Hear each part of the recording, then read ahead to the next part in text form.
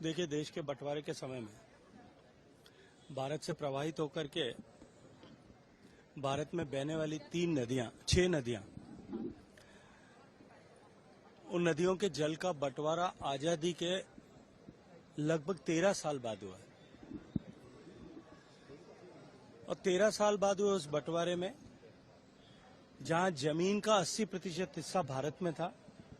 20% केवल पूर्वी और पश्चिमी भारत पाकिस्तान को मिला था, वहां 80% पानी भारत के किसानों के भविष्य को दांव पर लगा करके 80% पानी जो है वो तत्कालीन प्रधानमंत्री नेहरू जी ने वो पाकिस्तान को देना स्वीकार किया। रावी, व्यास और सतलज ये 3 नदियां भारत के हिस्से में आई और सिंधु, चेनाब और झेलम ये तीनों नदियां जो है वो पाकिस्तान को दे दी गई। इतना ही नहीं, भारत की नदियों पर भी भारत के अधिकार को कई तरीकों से बाधित कर दिया गया। उसकी कीमत निश्चित रूप से देश के किसानों को चुकानी पड़ी। इतना ही नहीं, दुनिया की एकमात्र ऐसी ट्रीटी है जिस ट्रीटी में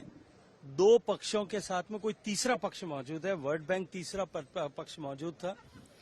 और वो किसी भी ट्रीटी में ऐसा कभी भी ट्रीटी का संयोजन करने वाला व्यक्ति हमेशा बीच में बना रहेगा, ऐसा कोई विधान नहीं होता। वर्ल्ड बैंक को परमानेंट उसमें मिडिलमैन बना दिया गया। टीटी को परपेचुइटी पे डिजाइन कर दिया गया कि कभी इसमें परिवर्तन ही नहीं हो सकेगा और उसके कारण से निश्चित रूप से भारत के हाइड्रो इलेक्ट्रिक पोटेंशियल को तो बाधित हुआ ही, लेकिन उसके साथ साथ में भारत की पानी की आवश्यकताओं की प्रतिपूर्ति पर हमेशा के लिए चलने लग गया। कोई भी देश पानी का जब बंटवारा करता है, 2 राज्यों के बीच में होता है, देश के विदेशों के बीच में होता है, तो उसमें कैचमेंट एरिया और कंट्रीब्यूशन जितना है उसके आधार पर डिवीजन होता है। लेकिन भारत और पाकिस्तान के बीच की इस ट्रीटी में पानी के उपयोग जहां जितना हो रहा है उसके आधार पर बंटवारा कर दिया गया। और इतना ही नहीं, उस बंटवारे को पाकिस्तान के पक्ष में झुकाने के लिए पाकिस्तान को 85 करोड़ रुपए उस समय नेहरू जी ने देना स्वीकार किया। और इस सब निर्णय करने के पीछे उन्होंने कहीं भी किसी भी तरह से देश की संसद को और देश के तत्कालीन कैबिनेट को कॉन्फिडेंस में नहीं लिया। अपितु जब संसद में 2 माह बाद इस पर प्रश्न चिन्ह उठाए गए, तब उन्होंने अपने ही साथी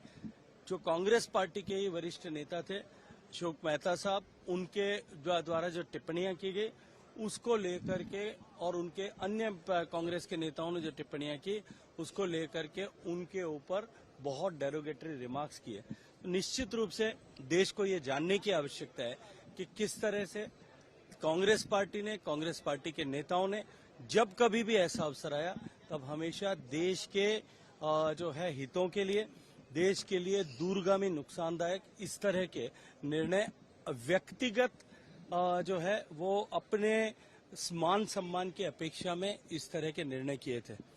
जो मिस्टर निरंजन गुलाटी जो भारत की तरफ से मध्यस्थ की भूमिका इस पूरे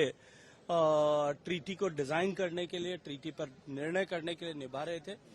उन्होंने अपनी पुस्तक में लिखा है कि मैं जानता था कि ये भारत के खिलाफ हो रहा है और ये समझते हुए और ये भारत के दूरगामी हितों को नुकसान पहुंचाएगा, मैंने प्रधानमंत्री को कई बार संदेश भेजे। अंततः मुझे मिलने का समय मिला और मैंने रिक्वेस्ट किया कि एक बार पुनर्विचार करना चाहिए। भारत का ये पानी देने से और इतना पानी देने से